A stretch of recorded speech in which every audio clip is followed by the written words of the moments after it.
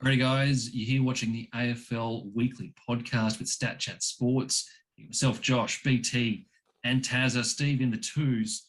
But that doesn't matter because we're handing it over to BT for his segment, BT's Game of the Week. Done something a little different with choosing my game. Normally, I try and go what I think might be like the closest game or the most important game. But I'm going purely off stats because, like it says here, the stats don't lie. Stat chats. So you're going with, there could have been Richmond Carlton, which is probably your go-to, which you would think Thursday night. You could have gone with How have you not gone there? Bulldogs. That's ridiculous, Cole Beaton. Because the stats don't lie, mate. The stats don't lie. I've gone with Port Adelaide versus Sydney. Oh, wow. Wow. Out of all the games, these are the closest on stats. And here you go. I'll throw some at you, all right? Contested possessions, 135 to 136. This is what they average. Marks, 94 apiece. Marks inside 50, 12 apiece. Contested marks, 9 to 11. Tackles, 58 apiece. Tackles inside 50, 10 apiece. So what you're telling me is these are the two same teams? Essentially, yeah. And that's why it's just an absolute stalemate. Yeah. There's one stat that stands out though. 229 to 203 uncontested to Port Adelaide. Yeah, well, see, the thing that hurts the Swans a bit is where they play. So it's a smaller ground, so it doesn't provide as much opportunity for that loose ball. They don't really have a genuine wingman type. These guys that have on the wing, they kind of push more around towards the ball, where Taz's mate, Kane Farrell, where Spud call apparently top three kick in the comp. That's a terrible call. That's an absolutely terrible call. That deserves to be called out. Yeah. I just watched him just balloon this absolute perler of a shot from about 55 out with just absolute ease. He's kicking it. Okay. Not a top three field kick, but just a beautiful kick of the ball. Top three, beautiful kick of the ball. How's that? Maybe top three for Port Adelaide. The only thing worse than that call would be saying that Alex Witherden is the best kick in the competition. I mean, that's the sort of level we're talking about here. I think I'm with Josh on that one. Look, it was a moment of weakness, all right. I was taking little bits from that game because I had nothing to go off. So hey, can I make a call? Can I make a call here? And we're not in bowl prediction territory yet, but this is a call that I want to go out on a limb here. We've been pretty big on Sydney this year, thinking that they're a top four contender, that they're going all the way. I have not liked what I've seen in the last month, in the last 6 weeks. My call, Sydney, they're not winning a final this year.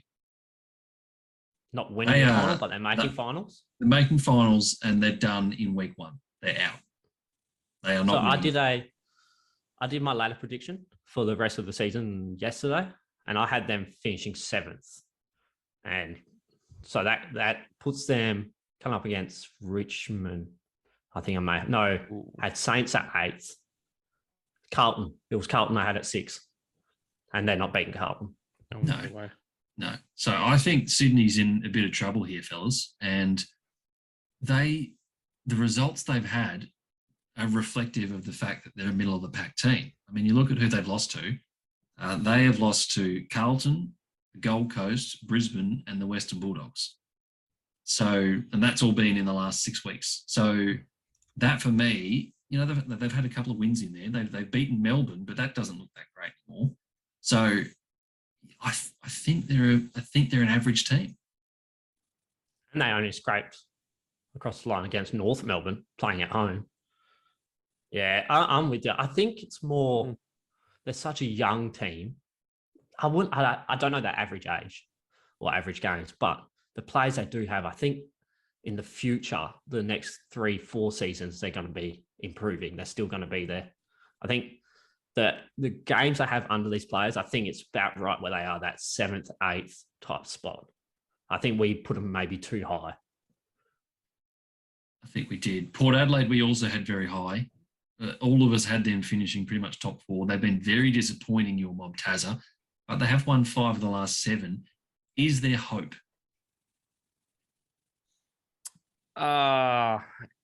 This is absolutely their last stand. This is it. I mean, I think it was a few years ago. No, sorry, it was 2015. We were 5-7 coming up against Sydney in round 14. It's the exact same scenario, and it didn't end well. So, yeah, I just don't think we get there. This is absolute. I can't see Port making finals. Like I said, I can't even put Richmond there at the moment, and they're 2 games ahead. I think the 8 is right about there, give or take maybe a few teams depending on what happens, and Port's out of the race. I'd almost give GWS more of a shot, and they're a game behind us. Yeah, because they're building. They've really, with no Cameron at the helm, they've really changed their game style. A couple of quirky stats for you, because I was trying to figure out who I was going to tip in this game, because it's not a bad call, BT, because it really is a line ball game. So turns out that Sydney are Port Adelaide's second worst team to play against. They have only got a 37.5% win ratio against the Swans. That being said, they've won their last 3 against the Swans, all at Adelaide Oval. So that doesn't really help you at all if we're looking at track history. If Port win this, and they're three games behind Sydney now, so if they win this and they're only 2 games behind, obviously we touched on the other teams. If things, obviously they have to play well, they're playing well at the moment. I'll give them that. Like, to go to the MCG and only lose by 11 points, whatever it was, against Richmond, clearly, and they didn't even play that well. So, but these like Gold Coast, Bulldogs, Richmond, and like Tazza touched on GWS now, I just don't know. I think they need results to go their way, and they need to keep playing well for them to scrape into finals. Fellas, tips. Tazza, you didn't sound confident, but are you going to back the boys in? Yeah, you know what? I will. I'm not sure. I think the big Toddy Marshall's going to have a day out against this defense. What? Bro, what are you talking about, man? I'm not sure if you guys watched the game, but he was probably one of a couple of positives out of that game. And I know you give me a lot of shit for it, but he has taken his game to a different level. I'm not saying it's stratospheric levels, but I'm saying he's definitely building. Can I put you to a challenge here, Tazza? And you may not like it, but you're wearing your brand new Indigenous jumper for Port Adelaide. Show it off. Here we go. All its beauty. Yeah, it looks nice. If Port Adelaide win this game and they go on to make finals, will you put Toddy Marshall's number on the back of that beautiful jumper? 150% I will. 100. I definitely will. Yep. What about one step further than that? Get Toddy's Marshall number tattooed on the back of you. Like, how big? Oh, normal size, mate. Like it's on the Guernsey. Oh my God. I thought you were going to say like a little 50-cent coin kind of face or something. I mean, I would consider it for that, but absolutely not. They'd probably have to win in the flag, I reckon, for that to be any chance of happening.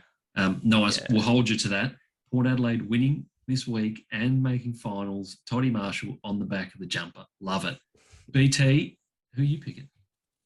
Yeah, I'm going Port as well. A fairly close one, I think. But yeah, I think Port at home. Straight. Simple whenever I can't decide to go with the home team. Yeah, you know, it's funny because I've actually got written on my run sheet here that I'm tipping Sydney because I think they're the better team. But I've actually changed my mind through the course of this conversation.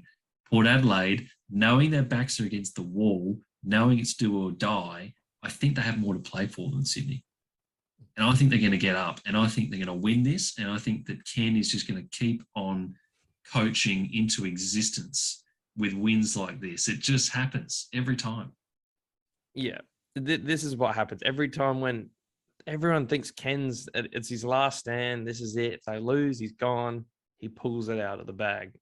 And no, it frustrates me that whatever. It kills me. It shits you to that he tears is does what it you wanted every to say. shits me to tears is exactly what I wanted to say. It gives me the absolute shits. And I mean, I wasn't even thinking of that, but now that you've said it, put your house on it. They're winning, surely. There you go. We want to hear your tips in the comments. If you're a Port fan and you're just willing for a bit more Ken madness, let us know. If you're a Swans fan and you think, geez, these blokes are just talking absolute nonsense, what are you talking about? The Swans are the better team. The Swans are going to win. We want to hear from you in the comments. Let us know how your team's going to go in this BT's game of the week.